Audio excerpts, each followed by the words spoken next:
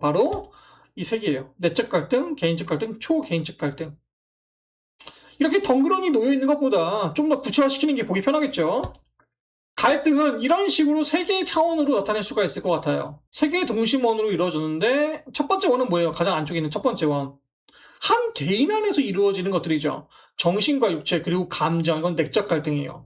두 번째 동심원은 뭘까요? 이건 개인적인 갈등이죠. 개인과 개인 간의 마찰을 뜻해요. 가족, 연인, 친구. 그리고 마지막 세 번째 갈등은 뭐예요?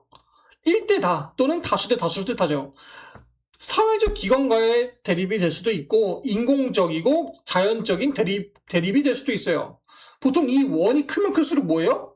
이 원이 크면 클수록 압력이 강해요. 생각해봐요. 세상과 개인의 갈등, 이걸 개인이 어떻게 이겨? 보통 웹소설에선 이야기가 진행되면 진행될수록 이 갈등이 이 안쪽에서 바깥쪽으로 가는 경우가 많아요. 대부분의 웹소설이 그래요. 물론 항상 그런 건 아니에요. 왜냐하면 이제 작가의 역량과 구조에 따라서 얼마든지 변화를 줄 수 있으니까. 하지만 한 가지 짚고 넘어가야 할 건 여러분들이 갈등 구조를 역동적으로 설계하면 설계할수록 여기에 있는 어느 층계의 갈등만이 아니라 다채로운 크기의 갈등을 만들 것이라는 점이에요.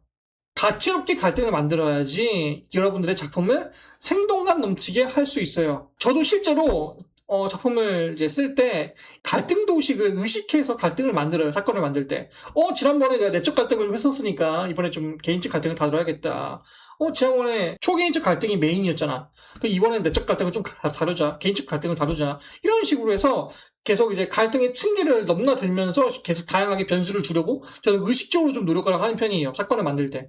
근데 여러분들도 그렇게 하는 게 좀 좋아요. 그래서 드디어 왔어요. 뭐가 왔냐? 이번 작법에서 가장 중요한 핵심 중에 핵심, 꿀 중에 꿀. 사람들이 흔히 말하는 재미, 그 재미를 만드는 데 있어서 절반 이상이라고 볼 수 있는 방법, 그 개념, 그게 뭘까? 바로 간극이에요. 이야기에서 재미는 직감으로 만들 수 있어요. 하지만 마찬가지로 철저하게 계획하고 설계해서 재미를 만들 수도 있는데 그게 바로 이 간극이에요. 또 다른 말로는 갭이라고도 하죠. 그래서 간극이 무엇이냐? 도대체 무슨 간극을 말하는 것이냐? 그거에 대해 이야기를 하자면 일단 저희는 이야기뿐만 아니라 우리의 삶에서 우리가 우리의 행동을 어떤 식으로 기대하고 살아가는지 알아볼 필요가 있어요. 말이 조금 어렵죠? 말이 조금 어려운데 예를 들어보면 쉬워요. 여러분들이 횡단보도를 걷는다고 쳐봐요. 그러면 어떻게 해요? 내가 걸어가니까 저기 오는 저 차가 알아서 속도를 줄이겠지? 이렇게 생각하잖아요. 왜? 횡단보도에서 사람이 걷고 있으면 속도를 줄이는 게 너무나도 당연한 상식이니까. 이게 인간의 가장 기본적인 사고방식이에요. 그리고 이러한 행동은 주관적인 관점에서 매우 보수적인 것인가 동시에 당연한 거예요. 하지만 여기서 만약에 여러분들의 행동과 그에 대한 기대가 전혀 다른 상황에 펼쳐진다면 어떻게 될까요? 횡단보도를 건너고 차가 알아서 멈추리라고 생각했는데 멈추지 않았어. 브레이크가 아니라 엑셀을 밟아. 이게 바로 간극이에요. 예측과 다른 결과. 이게 바로 간극이야. 그리고 여기서 이야기에 재미가 생겨요. 핵심이에요. 지금 여러분 반드시 알고 계세요. 간극을 그림으로 표현하면 이렇게 표현할 수 있을 것 같아요. 주인공이 있고 목표를 욕망의 대상을 향해서 첫 번째 행동을 해요.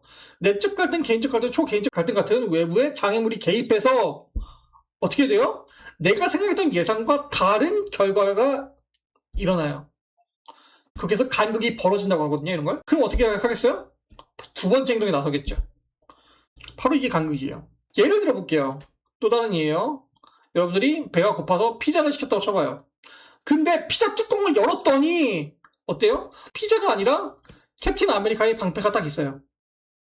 어때요? 여러분들이 예상했던 건 뭐였어요? 피자 상자를 바로 열었을 때 여러분들이 기대했던 게 뭐예요? 피자였잖아. 근데 피자가 아니라 뭐가 들어있어요? 캡틴 아메리카의 방패가 들어있어. 예상과 다른 결과가 나왔잖아요. 반전이잖아. 배신한 거잖아. 여러분들 기대를. 바로 이게 간극이에요. 이걸 정말 잘하는 작품이 로물루스거든요. 에일리언 로물루스. 제가 최근에 봤던 영화 중에서 이 간극을 가장 잘 넣은 작품이 에일리언 로물루스예요. 꼭 보세요. 교과서야. 진짜 작법의 교과서예요. 어찌됐든 이게 바로 이야기의 핵심이에요. 어찌 보면 당연한 거기도 해요. 클리셰를 비트는 것도 간극의 일종이겠죠? 맞죠? 클리셰를 비트는 것도 간극의 일종이에요. 용사가 검을 뽑아야 돼. 용사가 검을 뽑아야 되는데 너무나도 용사처럼 보이는 애가 있어. 걔가 검 앞에 다가가. 그래서 검을 뽑으려고 해. 근데 검이 안 뽑히네?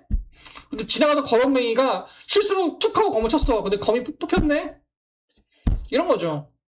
물론 이제 이것조차 하나의 클리셰가 되어버려가지고 요즘에는 그냥 용사처럼 보이는 애가 검을 뽑으면은 오히려 그게 반전이라면서요. 상황에 따라서 바뀌는 거예요. 그래서 여러분들이 잘 판단하셔야 돼요. 하여튼 이런 식으로 해서 중요한 건 뭐예요? 한 번 간극이 벌어지면 결코 쉽게 욕망에 도달할 수가 없어요. 그래서 두 번째 행동, 세 번째 행동을 해야 된다는 거고 이 간극을 계속해서 뚫고 나아가야겠죠. 그리고 이러한 과정 속에서 주인공들은, 인물들은 위험을 감수해야 하고요. 그래서 위험을 감수해야 한다고 했으니까 위험을 한번 좀 볼게요. 간극과 함께 재미를 만드는 데 있어서 빠질 수 없는 요소죠. 어떤 이야기에나 적용될 수 있는 간단한 질문이 하나 있어요. 그게 뭐예요? 위험 요소가 무엇인가? 여러분들이 뭐 선택을 할 때 내가 핸드폰을 사야 돼, 내가 컴퓨터를 사야 돼, 자동차를 사야 돼, 집을 사야 돼, 하다못해 주식을 투자해야 돼. 그럼 여러분들이 어떠한 선택을 하든 간에 따라오는 질문은 이거예요. 그래서 네가 그 선택을 했을 때 따라오는 위험 요소가 뭔데? 이야기에서도 똑같아요. 이야기도 결국 인물의 이야기잖아. 인물이 살아가는 이야기잖아. 그 인물이 선택을 해야 된다고요. 그 인물의 선택에 대한 위험 요소가 따를 수밖에 없어요. 그래서 여러분들은 반드시 인물이 어떠한 행동을 하고 결정을 내리고 선택을 했을 때 그에 따른 위험 요소가 무엇인지 반드시 알고 있어야 돼요. 설정해줘야만 해. 그래서 그 위험 요소가 무엇인가를 어떻게 쉽게 만들 수 있느냐. 바로 주인공이 이 욕망을 달성하지 못했을 때, 이 선택에 따른 그 원하는 결과를 얻지 못했을 때 어떤 일이 벌어지냐 이거야. 그 데모 쪽에서 보시면 어때요? 데뷔 못하면 죽잖아요. 리스크가 커. 위험 요소가 크기 때문에 어때? 반드시 데뷔를 해야만 해. 굉장히 데뷔를 해야만 하는 설득력과 흡입력을 만들어주는 게 바로 이 위험 요소라는 거예요. 설득력이 있으면 뭐예요? 독자들은 더 몰입하게 되겠죠. 이입하게 되겠죠. 동의시가 더 강렬하게 이루어지겠죠. 그리고 뭐예요? 주인공이 어떤 실질적인 가치를 추구하지 않고 대단한 가치가 없는 대상을 추구한다면 그것은 곧 지루함이에요. 이야기에서 지루하다, 이거 지루해 라고 얘기하는 건 결국에는 가치를 제대로 추구하지 못했을 때 주인공이, 핵심 인물이 그 가치를 제대로 추구하지 못했을 때 일어나요, 보통.